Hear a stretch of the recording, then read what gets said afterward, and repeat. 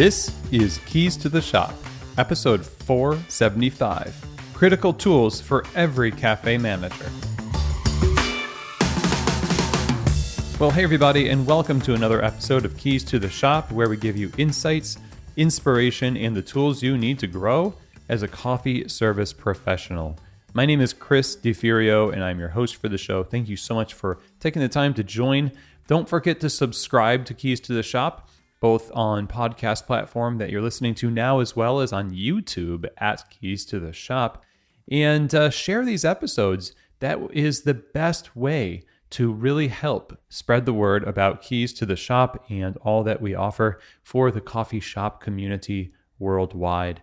And it doesn't take very much to do so. Just share it on social media. You can send it to your email list, your clients, your staff, etc. It's really means a lot. So thank you very much, everybody. And one of the things that we offer here is consulting and coaching one-on-one for people who run coffee shops or people who are about to run coffee shops. I would say that half my time in my consulting with Keys to the Shop consulting is with folks who are just starting out, and then the other half is with people who have locations and successful coffee bars already, but there might be some challenges, some opportunities for refinement and to level up operations and quality, people and culture. And I get to work one-on-one with these operators and owners and their teams as well to help them be successful in their coffee shops. So if you are thinking about coaching and consulting and you need some perspective from someone who has been in the industry for now 25 years and you have just kind of been mulling this over, now might be the time to reach out. Chris at keystotheshop.com. That's CHRIS at keystotheshop.com. We'll set up a free discovery call and talk all about how Keys to the Shop consulting could help you in your coffee shop. Again, email Chris at keystotheshop.com. Now, today's episode is brought to you by the Ground Control Brewer. Go visit them at groundcontrol.coffee. You're going to see this brewer has been around for years, and when they entered the scene, it really changed the way everybody perceived batch brew coffee and what it could achieve. The SCA award-winning technology opens up a world of extraction possibilities for coffees and levels up our expectations of coffees we already thought we knew. Not only is this a game-changing batch brewer, but it also allows you to create concentrates for espresso and cold brew that gives you the ability to make batched cold brew and batched iced lattes, creates efficiency in the cafe. There's a lot to love here. So I would go to groundcontrol.coffee, learn more, especially if you're interested in unlocking the next level of efficiency and flavor in your coffee. Again, that's over at groundcontrol.coffee. Today's episode is also brought to you by the Barista Series from Pacific. The Barista Series is the line of plant-based performance beverages that are designed for baristas, and world-class baristas have tested these extensively before they even reach your shelves. It stands up to the heat from steaming, produces amazing texture for latte art, and keeps the flavor balance focused on coffee, which is always a plus, and that's why it's a performance beverage. It really does perform on bar. PacificFoodService.com. That's where you go to get free samples sent to your place, try it for yourself, and I think you're really going to be impressed. And if you're looking for the best plant-based beverages for your customers, go with the original, go with the leader, go with a product that is designed with a barista in mind, and that would be the Barista Series from Pacific. All right, everybody. Well, today we are going to be talking about some essential managerial tools that you need to be using in your management team, in your personal practice as a manager. And these, for me, I think are probably the most non-negotiable tools and actions and things that you need to be doing on a regular basis in order to be successful, no matter what position you find yourself in. Here's the thing. Never has there been a managerial position in a coffee shop that is as ideal as we would hope for. But it can be made more ideal and we can find more success in our role if we are practicing for ourselves and for the benefit of our team these things. So we will first start talking about some mindsets that I think are critical We'll then talk about meetings that are essential for you to have as a manager, and then finally, scheduling and communication tools. So first, we are going to start with mindsets.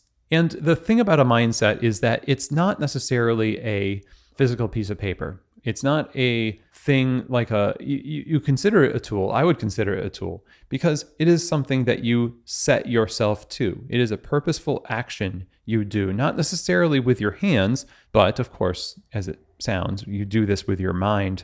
And how you think about your job and the people you're responsible for and everything else is going to affect what you do and how you do it. So the first mindset that you have to have as a manager is the mindset of being a servant leader. So if you're one of these folks who really loves authority a little too much, this especially is for you. The position that you have is not sufficient in order to get the results that you want. The fulfillment of your role and the fulfillment of the people that you are responsible for is based on trust. It's based on not the positional authority that you have, but the relational authority that you have. So at first, we do have the positional authority. That's the foot in the door. You are the boss and you have the right in the organization to direct actions. But you have to view your staff as your customers in the same way as guests of the store are your barista's customers. You treat this like a business in that you want to provide the best experience possible for your customers, quote unquote, so your business will grow. And your boss is also your customer in this metaphor. Altogether with your staff, you need to craft your work around setting them up for success. So the power that you have in your authority needs to be used as a conduit to power other people. You see, your power is not for you. It is meant to be a delivery to other people. So a servant leader is somebody not who always makes up for the lack in the team. So it's not somebody who just kind of picks up after people all the time. It's you viewing your possession of this authority as now you have the charge to go and help them be successful. That would be the opposite of covering up for shortcomings in their performance with your own work, because you're not setting them up for success in that way. You're not really helping them grow. So you are the helper, the chief helper, and the servant leader as a manager. And sometimes that means you have to challenge people, yes, and that's okay, because that's actually serving them. And you're also supposed to be serving the interest of the business through your role as well, and the interest of the customers. See, it's all connected.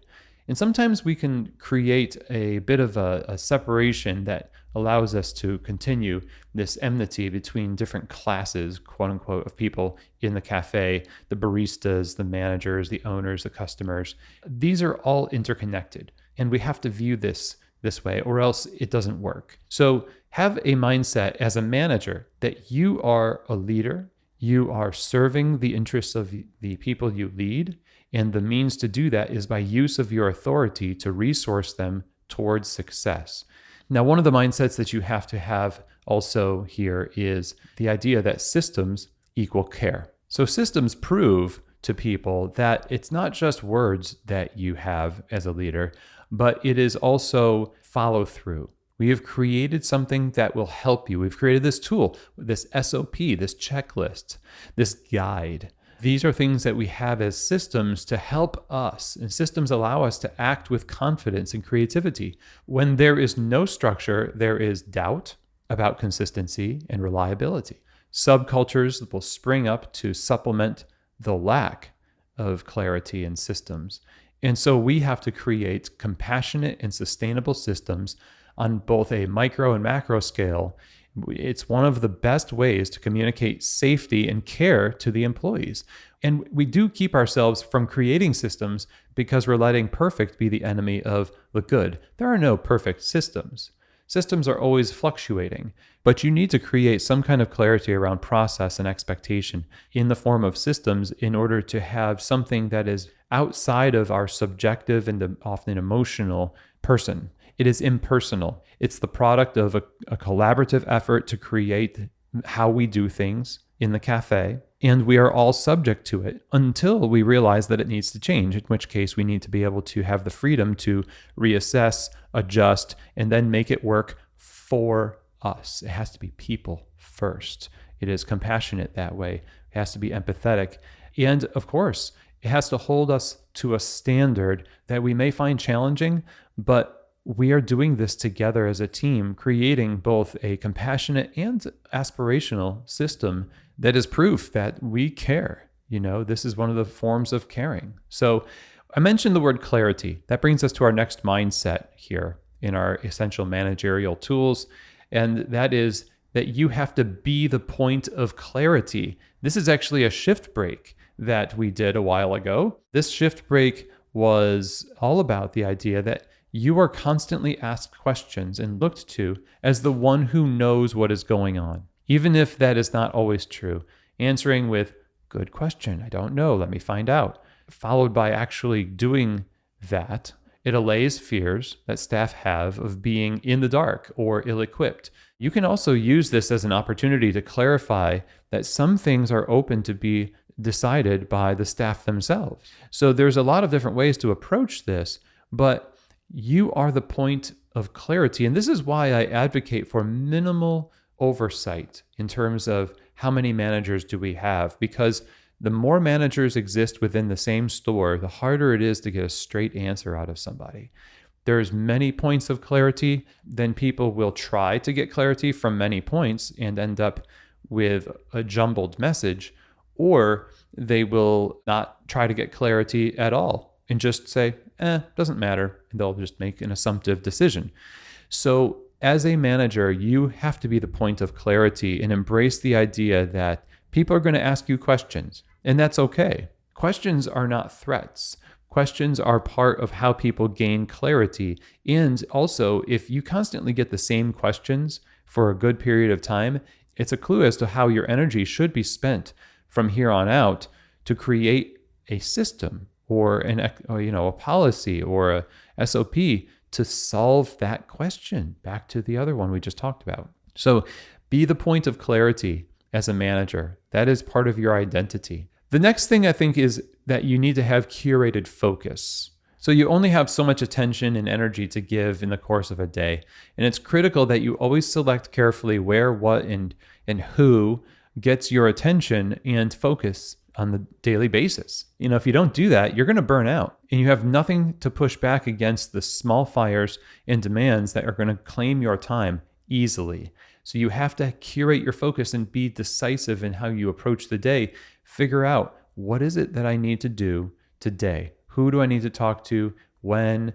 And create an intentional plan for that day. And you could do this at the beginning of the week as well. So when the fires do start and there are these questions that come up that you weren't expecting, at least you know that there is a finite number of things that you've intentionally put on your list of priority that need to get done that you can fall back to once those fires are out. But in my experience, if you don't have a plan, the fires become the purpose, and that's all you do. Then you realize back in your mind, you're like driving home and you think, oh, but man, that's right. There was this thing that I haven't been able to make headway on.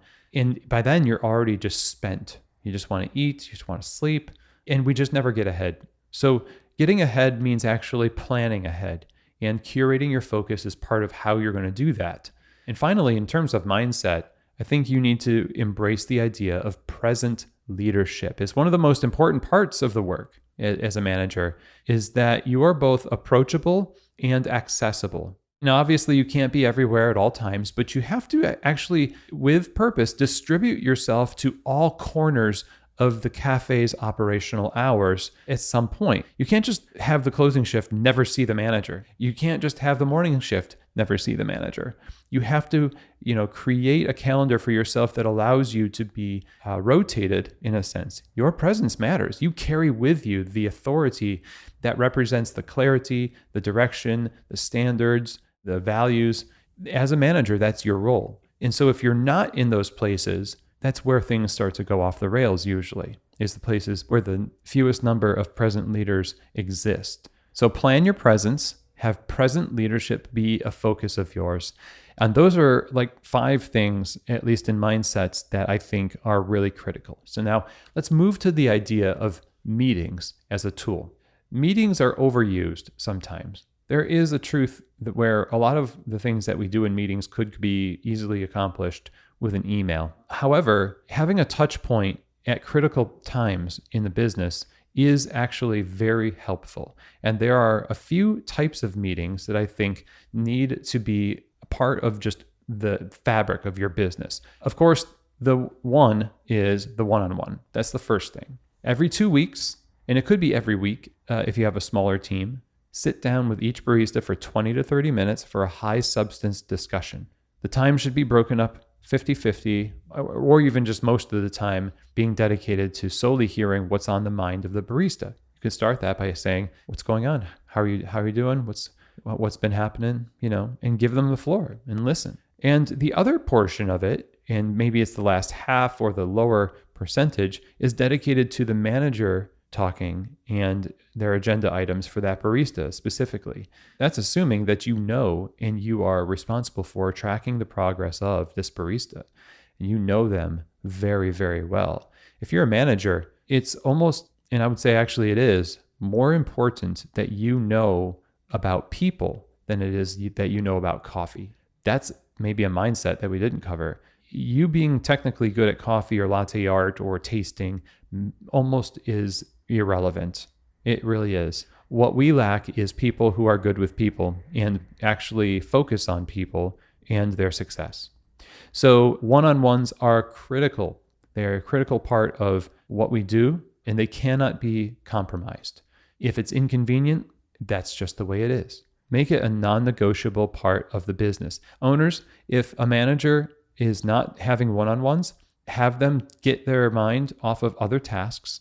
And if they are trying to revamp something or come up with a class for customers or a pet project that managers without a lot of direction are often want to do, create pet projects that are kind of like, oh, this would be really cool. Let's do this. Sometimes this would be really cool is code for, I don't know what else to do. And one-on-ones often are compromised. And, I haven't been having my one-on-ones. Gosh, And part of us just wants to treat that like, oh, okay, well, let's see if we can get that back up and running. No, that's a very, very dangerous thing. If that's the first thing that goes, it shows where our priorities are. So managers, don't let this conversation have to happen where we have to get put back on track for one-on-ones. It is probably one of the most important things that happens related to culture in the business. So the next meeting that you should be having is a monthly store meeting. This is just 1 hour, and you can gather the team on the clock for a review of the month and then a forecast of the coming month. The content should include highs and lows of the last month, challenges, what we're going to do about it, and then some equipping people with information and tools for what is coming next month. Like, here's our summer hours, here's some price changes and when they go into effect. And you can collect questions before the meeting too, in order to make sure that people's questions get answered either before that meeting or we have a corporate answer time for a question that actually concerns everyone. That's an important component of having a monthly store meeting, and it unifies everybody. And I know not everybody's going to be able to make it. You can't really make these things mandatory. You can as much as you can, right? Eventually, the regularity of these meetings and the substance and what happens in them is going to be sought after and relied upon. So the attendance of the meeting, I think, will improve when the meeting itself improves. Okay, so those are the two things. Those are the two meetings, the one-on-one and the monthly store meeting. Okay, now let's get to scheduling and communication. I really want you to bookend the day. The bookending of a day means basically having a startup and shutdown routine, or basically starting your day and ending your day the same way. Each day should start with a chunk of time where you mentally prepare for what the day holds. This does not mean like 5 minutes in the parking lot before stepping into the shop. This actually means on work days that you carve out at least 15 minutes to think about things like what needs to be accomplished today. What's my plan? What do my bosses need from me? Who is working and how can I affirm them and coach them with intention? And what do they need from me? Who do I want to be at work today? What is my role and how can my actions and presence further the success of the store and the people in it? So at the end of your shift, at the end of your day, give yourself the same amount of time to debrief and review the day. How did I do? What good things happened and what good did I accomplish? What do I need to work on or continue tomorrow? And if you just do that at the beginning and the end of the day, you'll be surprised at how much more clear you are in the head without the open loops. You can put your plans and your worries into a system and maybe enjoy your dinner or your night out with friends and go to work the next day knowing that you've got a time where you're going to review what's going to happen. And of course, just like a business plan, does the day go exactly the way you want it to? No, it doesn't. That doesn't mean you don't do this. It just means you stick to doing this and allow it to take shape as the day takes shape. And as the more you do this, I think the way I've found it to be is that you start to anticipate some of the quote unquote randomness of the day. And at least, especially with the debrief, you can be prepared for the next one, the next day. So bookend your day with these planning sessions and the debrief session. I think that's pretty critical. We've talked about this as a scheduling and communication thing already, but I'll say it again: weekly planning and prioritization. So sit down every week and list out what needs to be accomplished. Your core responsibilities are first, that's your job description. And second to your core responsibilities, getting your best energies, is the most urgent items that impact staff and customers. Next would be the least urgent things that are good, but not necessarily dire. And then you can assign items to particular days and times of the week, with the top of the list items scheduled during your most productive times. And so each week you do this. And I had a client recently I'm working with where they created a template that is what the managers will use to plan their week. So there's like on-bar time and admin time, and then managers will simply fill out the details of what those hours will be used for. And from that point forward, it'll just be a regular expectation that'll help everybody. What are we working on this week? When? And if it happens to be something that's not the highest priority in that moment, then it's something that can be adjusted. But weekly planning and prioritization is critical. And I have to emphasize this. Your core responsibilities as a manager have to be the focus of what you do, because that's how your performance is going to be assessed. The pet projects and the cool things that you think about doing, they are cool. They are good ideas.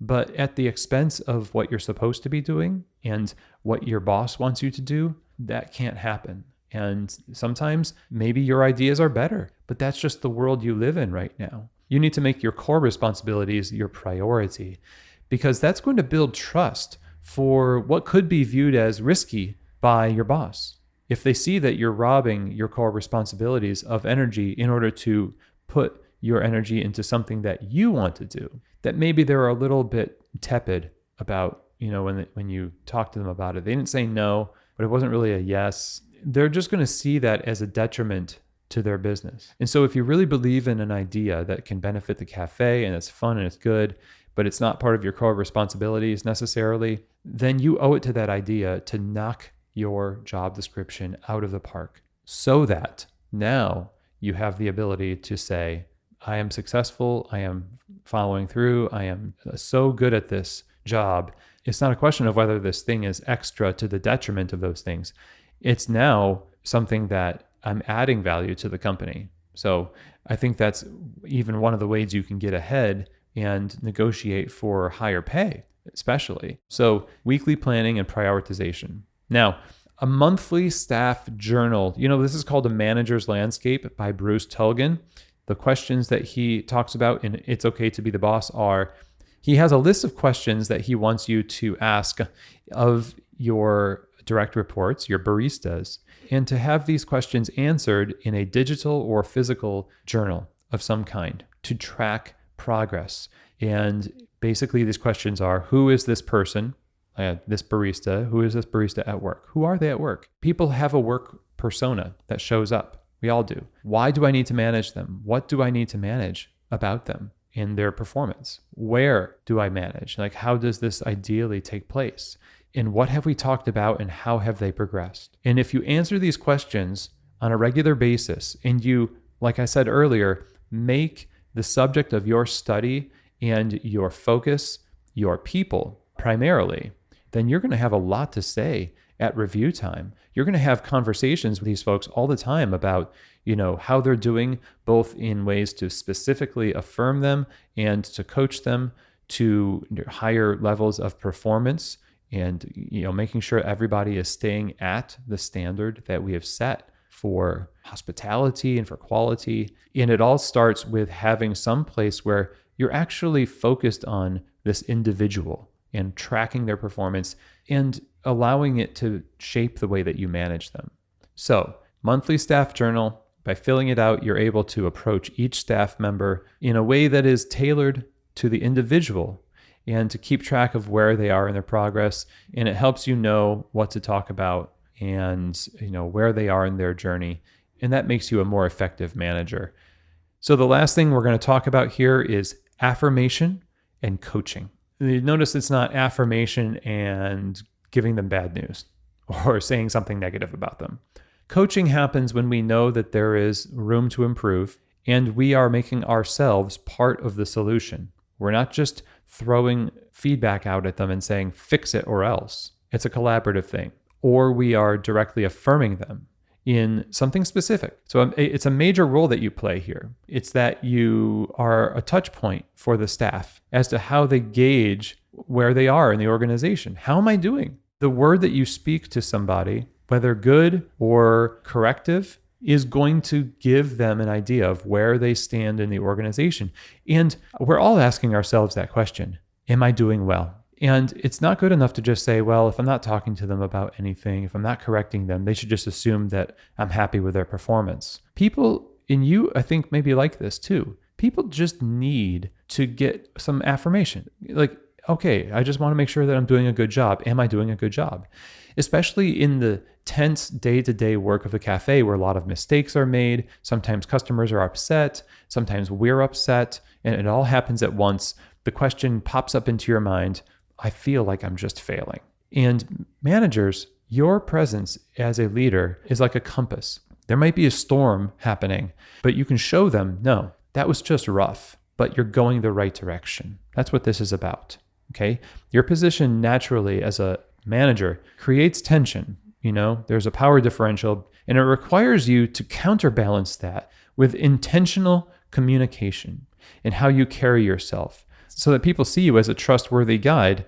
And how you carry yourself and what you do and what you say matters for how people perceive you. So plan into your schedule affirmation and positive feedback for each person you know you are going to run into that day. You have access to the schedule. You created the schedule. And if you're paying attention to what they're doing, you have plenty to say. And if you're not naturally effusive with your praise, it might seem awkward to you to do this. In fact, if you're naturally bubbly and praising all the time, you might still need to improve in this to create a little bit more of a somber and serious affirmation. Like, I really want you to know that I value the way that you communicate with customers so much, and almost make it a different tone than what you normally do, because what people are used to, sometimes they can discount it. Oh, he's just saying that because he's always like praising and he's always positive and everything else. Well, you have to sort of undo the expected in order to get through some of that natural cynicism. And people that are really hard on themselves will push away praise to really be like, no, really, and very cut through that crud and affirm people in such a effective and meaningful way, and leave it there. Don't make it a feedback sandwich where it's just like, you're great, work on this. No, but you're still great. Don't ever do that. Please don't do that. It's not a good idea. If you want to coach somebody, coach them. Say, hey, I noticed this. Can we work on that? Or have a conversation about like what's going on here? How can we work together to make it better? And coach. But then if you are praising, and you are praising specifically and not just like high five, good job for generally, working, but you're doing a very specific affirmation with somebody, then let that sit in its own world as well. Because then it allows it to go down deep. It doesn't muddy the waters, right? It is its own thing. So plan affirmation on a weekly basis, how you're going to give this kind of a feedback as the point of clarity, as the one who is the compass to show people they're going in the right direction, and as a guide to help people rechart a course if they're going in the wrong one. This is all critical. All right, so we've covered a lot. And no doubt, some of this stuff, I think if you've been listening to the show for a while, you may have been doing already. And that's great. And I'd say just keep doing that. That's awesome. If there's a couple of things here that you really feel are resonating with you, as always, start practicing a couple, one or two regularly, and then add a few more and make this a craft. This is a craft.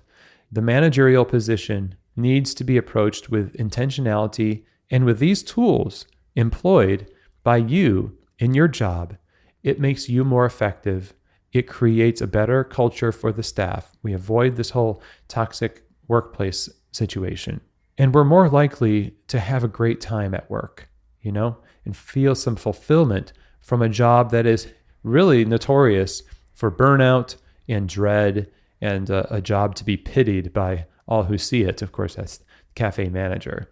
So these are tools to help flip that script for you, and I hope that they have been helpful. If you have any questions or comments and feedback about this episode or any other episode of the show, go ahead and reach out to me, chris@keystotheshop.com. If you are interested in consulting and coaching one-on-one for you and your team at the cafe, something like this or other areas that need some work and you'd like some outside perspective in coaching of your own, then reach out to me at that same email address and let's have a conversation. chris@keystotheshop.com. Now, I want to let you know about Coffee Fest. That will be a place you can find me at New Orleans, in Los Angeles, and in Minneapolis. The next one in June is New Orleans. And you should go to coffeefest.com to learn more information. And certainly this 30-year-old trade show has been probably the most impressive in terms of delivering value for coffee shops, bar none. If you're a retailer, you want something that will energize your team, give you tools for success, access to really amazing speakers and content for a very reasonable price, then Coffee Fest is the way to go for sure. I'm going to be there presenting. Lots of other folks will be there, and you should as well. So say hello if you're going to be going, but definitely go to coffeefest.com to learn more. And with that, that is the end of our show, everyone. And I thank you so much for taking the time to join me. And as always, I hope that it has truly given you keys to the shop.